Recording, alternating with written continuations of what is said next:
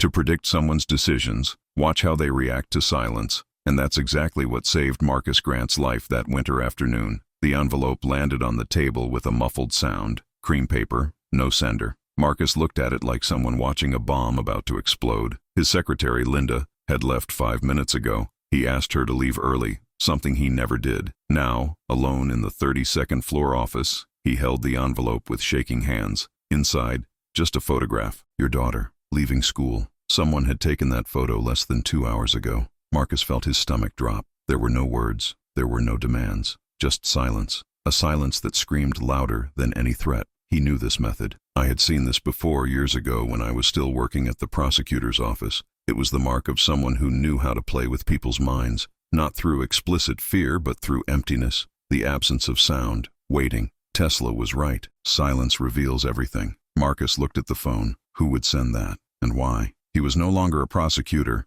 He had left that world behind, accepting a quiet position as a corporate lawyer. No criminal cases, no risks. But apparently the past doesn't forget, and someone was making a point of reminding him of that. He picked up his cell phone but stopped before dialing. Wait, think. Who benefits from your panic? It was at that moment that Marcus realized this wasn't just a threat. It was a test. Someone was watching how he would react to the silence. If he called the police, he would show fear. If he confronted someone publicly, he would reveal desperation. But if he remained silent, if he played the game back, maybe he would find out who was behind it. He put the photo in the locked drawer and left the office as if nothing had happened. In the elevator, he greeted 2 colleagues naturally. In the parking lot, he got in his car and drove to his daughter's school. Not too fast, not too slow, just normal. When she arrived, Emma was already waiting on the sidewalk, backpack on her back, smiling when she saw her father. Marcus hugged the girl as he always did, but his eyes swept every corner of the street, every parked car, every person standing on the corner. And then he saw it, a man in a gray suit, across the street, holding a coffee. I didn't drink, just held it, observing. Marcus didn't look away. He stared at the man for 3 seconds, long enough for both of them to know they had been noticed. The man didn't move. He didn't smile. He didn't wave. It just remained there, motionless, like an ice statue. Silence. Marcus put Emma in the car and drove home. Throughout the journey, he checked his rearview mirror. The man did not follow them, or at least not visibly. This was more disturbing than any obvious chase. It was like being watched by something invisible, something that didn't manifest itself, but that you knew was there. At home, Marcus prepared dinner while Emma did her homework in the living room. He tried to remain calm, but every sound, the creak of the door, the wind hitting the window, made him jump. His wife, Claire, arrived home from work at 8 in the evening. He didn't tell her anything. Not yet. He needed to understand what was happening before dragging his family into it. Later, when Emma and Claire were asleep, Marcus opened his laptop and began reviewing his career with the DA. He went through every case, every conviction, every enemy he had made over the years. The list was long. Powerful men, shadowy organizations, corruption schemes he had helped dismantle. Any one of them could have been behind it. But then he remembered something. A specific case. 8 years ago. The Dalton case. Victor Dalton, a respected businessman, owner of an investment network that generated millions. Marcus had been the assistant prosecutor responsible for proving that Dalton used his companies to launder money from crime syndicates. The trial lasted months. Dalton never spoke. He never admitted it, never begged. He just remained silent, watching Marcus with those cold eyes, as if he were memorizing every feature of his face. On the last day of the trial, when the sentence was read, 20 years in prison, Dalton finally spoke. Just one sentence, whispered as he was led away by the guards. Silence teaches more than words, prosecutor. One day you will understand that. Marcus felt a shiver run down his spine. Dalton had been released 6 months ago for good behavior. And now that envelope, that photo, that man on the street. He closed the laptop and looked up at the dark ceiling of the room. I wouldn't be able to sleep that night. And I knew the game was just beginning. If you've been following this story and want to find out what Marcus does next, subscribe to the channel now. What lies ahead will change everything you think about silence and control. The next morning, Marcus woke up feeling like he hadn't slept. Claire was already up, preparing breakfast, and Emma was packing her books for school. Everything seemed absurdly normal, as if the world didn't know that something was crumbling beneath the surface. He took a shower, put on the navy blue suit he always wore on Wednesdays, and went down to the kitchen. Claire looked at him with that expression that only someone who has lived with someone for 15 years can have, the expression of someone who knows something is wrong, but doesn't yet know what. "Are you well?" she asked. placing a cup of coffee in front of him. "I am," Marcus replied, forcing a smile. "Just tired.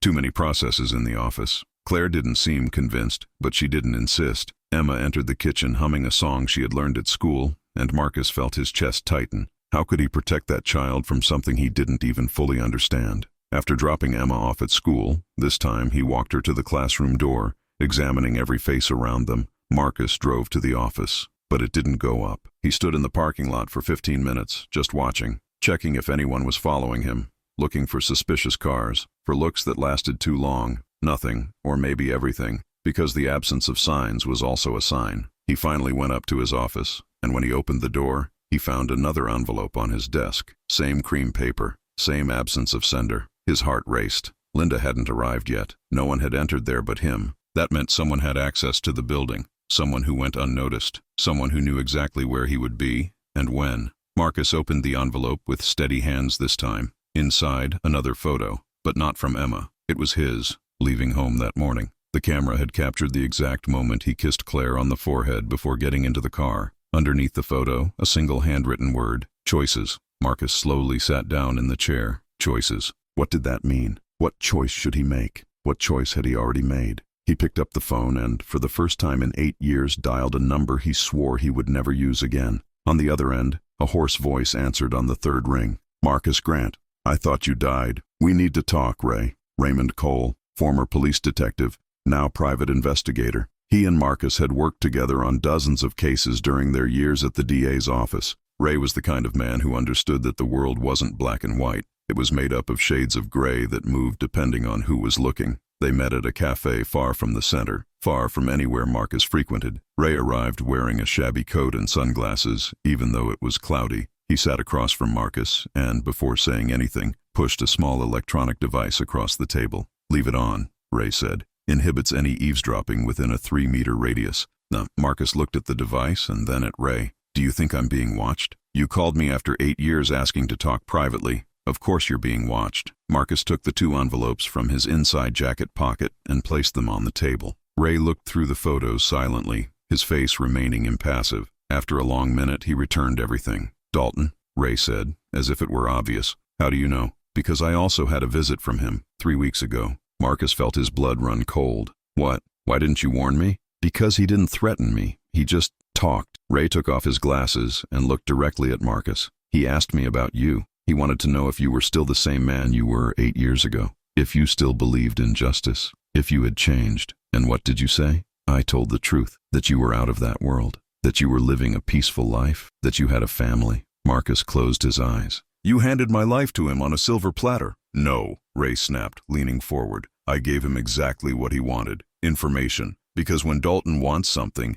he gets it one way or another. I preferred it to be through me, where I could control what he knew." There was a cold logic to it that Marcus couldn't argue with. Ray has always been like this, pragmatic to the bone. "So what does he want from me?" "That's what you need to find out." "Why these photos?" "They're not threats. They're invitations." "Invitations to what?" "To play his game. To show that you've learned. He wants to see if you react with fear or with intelligence. If you call the police or if you watch. If you talk or if you stay silent." Marcus rubbed face with hands. Tesla was right. Silence was the language of those who truly understood power, and Dalton was fluent in it. "There's one more thing," Ray said, taking a yellow envelope from his coat pocket. "Dalton is not alone. He has a partner, someone who worked with him behind the scenes all those years, someone you could never identify at trial." Marcus opened the envelope. Inside, a single sheet with a name printed on it, Thomas Everett. He looked at Ray, confused. "Who is this?" "Judge Thomas Everett, federal court. He signed Dalton's parole order 6 months ago." Marcus felt the ground disappear beneath his feet. "A judge? Does Dalton have a judge in his pocket?" "Not just a judge. He owns half the judicial system." Dalton spent 8 years in prison building connections, doing favors, buying loyalties. He came out more powerful than when he went in. That made sense in a terrible way. Dalton wasn't just free, he was protected. Any move Marcus made, any denunciation, any attempt to expose him, would be blocked before it even got anywhere. "Then I'm stuck," Marcus said, his voice coming out weaker than he intended. "No, you are being tested." Ray stood up, adjusting his coat. "Dalton wants to know if you're the kind of man who fights or the kind who bows. And from what I know of you, Marcus, I know you don't bow down to anyone." Ray left the cafe without looking back, leaving Marcus alone with his thoughts. The anti-eavesdropping device was still on the table, emitting an almost imperceptible hum. Marcus took out his cell phone and looked at the screen. There was a message from an unknown number sent 10 minutes ago. "Meet me at the warehouse at 1247 Industrial Street, midnight, alone, or Emma won't be home tomorrow." His hands shook. This time there was no room for silence. Dalton had broken the rules. He had made it personal. He had crossed the only line Marcus would never allow anyone to cross. He put away his cell phone, took the photos, and left the cafe. The game had changed, and Marcus too. Marcus spent the rest of the day pretending to be normal. He returned to the office, answered emails, participated in 2 video conference meetings, and signed documents that he barely read. But his mind was elsewhere, calculating every move, every possibility, every consequence. At 5 o'clock in the afternoon, he called Claire and said he was having a business dinner. She accepted without question, but Marcus heard the hesitation in her voice. Claire always knew when he lied, even when the lie was well told. He picked Emma up from school as usual, took her home, helped her with her math homework, and had dinner with his family as if it were just another ordinary night. But when he hugged Emma before she went up to her room, Marcus held her for 3 seconds longer than usual, and she noticed. "Dad, you look weird today," Emma said, looking at him with those brown eyes that were identical to Claire's. "Just tired, honey. Go to sleep." After Emma went upstairs, Marcus stayed in the room with Claire. She was reading a book on the couch, but he knew she wasn't paying attention to the words. Finally, Claire closed the book and looked at him. "What's going on, Marcus?" "Nothing you need to worry about." "Don't lie to me." Her voice was firm but not angry. "Just tired. I've known you long enough to know when something is wrong." Marcus sat next to her and, for the first time in 2 days, told her the truth. He showed the photos, talked about Dalton, about the message, about the midnight meeting. Claire listened silently, her face becoming increasingly pale. When he finished, she was silent for a long minute. Then finally he asked, "Are you going?" "I have no choice." "There's always a choice," Claire said, taking his hand. "You can call the police. You can ask for protection. You can—" "He's got judges in his pocket, Claire. He's got half the system working for him. If I report it, he'll know before I even finish giving the statement." And then Marcus trailed off, unable to finish the sentence. Claire squeezed his hand tightly. "So what are you going to do?" "I'm going to find out what he wants, and I'm going to find a way to turn it against him." She looked into his eyes for a long moment, and Marcus saw something there he hadn't expected. Trust, not naive, not blind, but the confidence of someone who knows the essence of someone and believes in them, even when everything seems lost. "Come back to me," Claire whispered. "Come back to us." At 11:30 at night, Marcus left the house. He had left a letter stored in the bedroom drawer, addressed to Claire, in case something went wrong. In it, he had written everything he knew about Dalton, about Everett, about the scheme. If he didn't come back, at least the truth wouldn't die with him. He directed to Rua Industrial. The area was abandoned, full of empty warehouses and disused warehouses, perfect for an encounter no one should witness. Marcus parked the car 3 blocks before the indicated address and walked the rest of the way. Warehouse 1247 was a rusted metal structure with broken windows. The main door was ajar. Marcus took a deep breath and entered. Inside, the darkness was almost total. Only one lamp hanging in the center of the space illuminated a small circle on the cracked concrete floor, and in the center of that circle, sitting calmly on a metal chair, was Victor Dalton. He hadn't changed much. His hair now had more gray strands, and the wrinkles around his eyes were deeper, but the eyes themselves remained the same, cold, calculating, empty of any visible emotion. "Marcus Grant," Dalton said, his voice echoing in the empty space. Punctual as always. Marcus took a few more steps forward, stopping at the edge of the circle of light. "Where is my daughter?" Dalton smiled. It wasn't a smile of pleasure or amusement. It was the smile of someone who already knew the end of the story and was just waiting for the other characters to catch up. "Your daughter is home, sleeping, exactly where you left her." Marcus felt the anger rising like lava. I said she wouldn't come home tomorrow if you didn't come. But you did, so she's safe." Dalton crossed his legs, relaxed. "See, you're already learning." "Learning what?" "Playing the game of silence. You didn't call the police. You didn't make a fuss. You didn't try to expose me. You just watched, waited, and came when called. That's progress." Marcus clenched his fists. "What do you want from me?" Dalton stood up slowly, walking to the edge of the light. 8 years ago, you put me in prison. You used the law. You used your position. You used your brilliant rhetoric to paint me as a monster. And do you know what I did during those 8 years?" He took a step forward, stepping out of the light and into the surrounding darkness. His voice kept coming from somewhere unseen. "I listened. I watched. I learned the language that really matters in this world, the language of silence. Because while you were talking in court, I was building a network. While you were shouting about justice, I was buying loyalties. And now," Dalton's voice was everywhere and nowhere. Now I control more than you ever knew. Marcus spun around, trying to locate where the voice was coming from, but the acoustics of the warehouse distorted everything. You still haven't answered my question, Marcus said, keeping his voice steady. What do you want? Dalton appeared behind him so close that Marcus could smell his breath. I want you to work for me. Marcus turned quickly, facing Dalton. You're crazy if you think I'm not asking, I'm offering. Dalton walked back into the light, picking up a thick envelope that was on the chair. He tossed it to Marcus. Inside that envelope is information about 3 federal judges. Information that, if made public, would destroy their careers and put them in prison for decades. Marcus didn't take the envelope. He fell to the ground between the two. Why are you giving me this? Because those 3 judges voted against me on appeal 2 years ago, and because I need someone with your skills to make sure this information gets into the right hands, at the right time, in the right way. You want me to destroy 3 judges for revenge? I want you to understand that the system you so defended is an illusion, and I want you to use your skills for something that really matters. True power, not fantasy justice. Marcus looked at the envelope on the floor. Inside were lives, careers, families, and Dalton was offering it all as if it were a gift. What if I refuse? Dalton sat back down in the chair, folding his hands in his lap. So tomorrow morning, Claire will wake up and find that her bank account has been emptied. You will arrive at the office and be told that you are being investigated for fraud. Emma will come home from school and find her house surrounded by federal agents. And in 72 hours, your entire life will fall apart in ways you didn't even imagine possible. Marcus felt the ground disappear beneath his feet again. But this time, something different happened. Instead of fear, he felt clarity. Because in that moment, watching Dalton sitting there like a king on his throne of shadows, Marcus finally understood. Dalton wasn't testing whether Marcus was brave or smart. He was testing whether Marcus was predictable. And predictable men were easy to control. Then Marcus did something Dalton didn't expect. He smiled. You made a mistake, Victor. Dalton raised an eyebrow. Oh yeah? And what was it? You assumed I came here alone. For a split second, C. Cuss saw something he'd never seen on Dalton's face. Uncertainty. And it was enough. The warehouse lights came on all at once, revealing a dozen cameras hidden in the ceiling beams. Ray Cole stepped out of the shadows, holding a tablet that showed a recording of the entire conversation. Confession to extortion, threatening a public official, conspiracy to obstruct justice. Ray said calmly, that should be enough for another 15 years, Victor.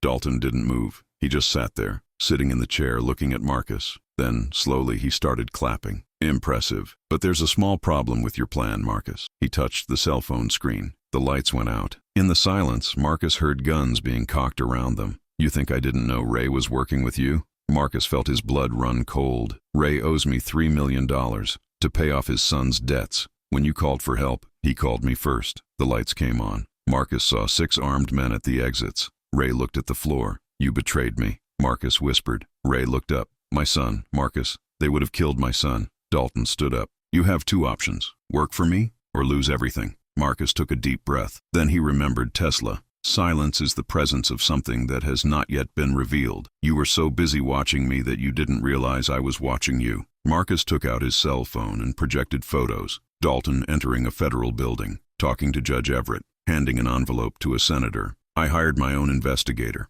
and I've documented your every move for the past 3 weeks. Dalton remained impassive, but Marcus noticed the tension. And there's a second recording, being broadcast live to 3 servers in 3 countries. Journalists waiting for my signal. Dalton looked surprised. Test me. In 15 minutes, your picture will be all over the news. Absolute silence. Dalton walked up to Marcus. For the first time, there was respect in his eyes. If you lay a finger on my family, everything becomes public automatically. Security system. No daily check-in. Everything is released. Dalton waved. The men lowered their weapons. He walked to the exit and turned around. Silence is a double-edged sword, Marcus, and disappeared. Ray approached. Marcus raised his hand. Was everything true? Ray nodded, tears flowing. I understand, but it doesn't change anything. Marcus left. The cold air burned his lungs. He texted Claire, I'm coming back. Everything's fine. But as I drove, I knew it was a lie. Marcus arrived home as the sun was beginning to rise. Claire was awake in the living room, a cup of cold coffee in her hands. When she saw him enter,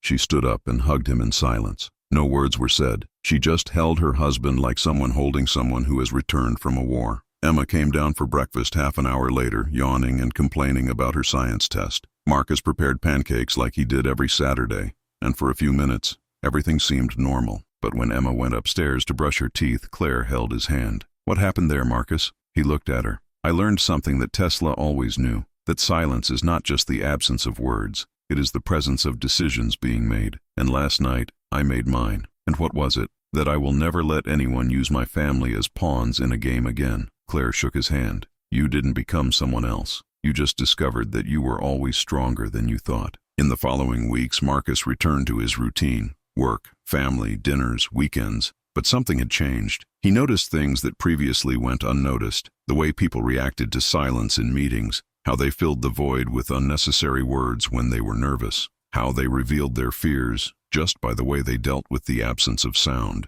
Tesla was right. Silence was a language, and Marcus had become fluent in it. A month later, Marcus received a package at his office. Inside, a simple card. The game continues, but now you know the rules. There was no signature. It didn't need to. He kept the card in the same drawer where he kept the original photos. Reminders that the world was not black and white, that justice did not always come through the law, that sometimes to protect what we love, we need to become what we fear most. But Marcus also learned another lesson. Silence was not just an observation tool, it was a defensive weapon. Because when you learn to be silent, when you learn to observe instead of react, you gain something that no power can buy. Control over yourself. And in the end, that was what separated men like Marcus from men like Dalton. Dalton used silence to manipulate others. Marcus swore to understand yourself. That night, after Emma fell asleep, Marcus and Claire sat in the backyard, looking at the stars. She rested her head on his shoulder, and they stayed like that for long minutes without saying anything.